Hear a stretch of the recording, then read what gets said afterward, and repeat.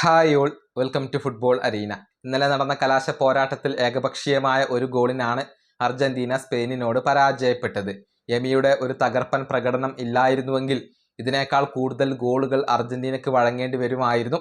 മാത്രമല്ല, സ്പാനിഷ് നിരയിൽ നല്ല ഒരു ഫിനിഷറുടെ അഭാവം അവിടെ നിഴലിച്ച് കാണുകയും ചെയ്തിരുന്നു. ഏതായാലും ഇതേക്കുറിച്ച് സ്പാനിഷ് ജേർണലിസ്റ്റായ എഡു ചില കാര്യങ്ങളൊക്കെ പറഞ്ഞിട്ടുണ്ട്. അതായത്, അർജന്റീന എതിരില്ലാത്ത 4 ഗോളുകൾക്ക് പരാജയപ്പെട്ടതിന് തുല്യമാണ് ഈ തോൽവി എന്നാണ് എഡു ഇപ്പോൾ വ്യക്തമാക്കിയിട്ടുള്ളത്. കാരണം മത്സരത്തിൽ അർജന്റീന അപ്രത്യക്ഷരായിരുന്നു. അവർക്ക് ഒന്നും തന്നെ ചെയ്യാൻ കഴിഞ്ഞില്ല.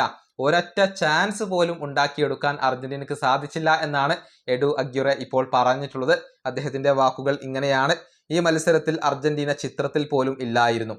ഫുട്ബോളിന്റെ കാര്യത്തിൽ സ്പെയിൻ അർജന്റീനയേക്കാൾ 2 സ്റ്റെപ്പ് മുകളിലാണ് എന്നുള്ളത് ഞാൻ നേരത്തെ തന്നെ നിങ്ങളോട് പറഞ്ഞ ഒരു കാര്യമാണ്. ഇന്നത്തെ റിസൾട്ട് അർജന്റീന 4 ഗോളുകൾക്ക് തോറ്റതിന് തുല്യമാണ്. അർജന്റീനക്ക് ഒരൊറ്റ ചാൻസ് പോലും ഉണ്ടാക്കിയെടുക്കാൻ കഴിഞ്ഞില്ല. നിക്കോ വില്യംസ് നേടിയ ഗോൾ റഫറി വെറുതെ നിഷേധിച്ചു.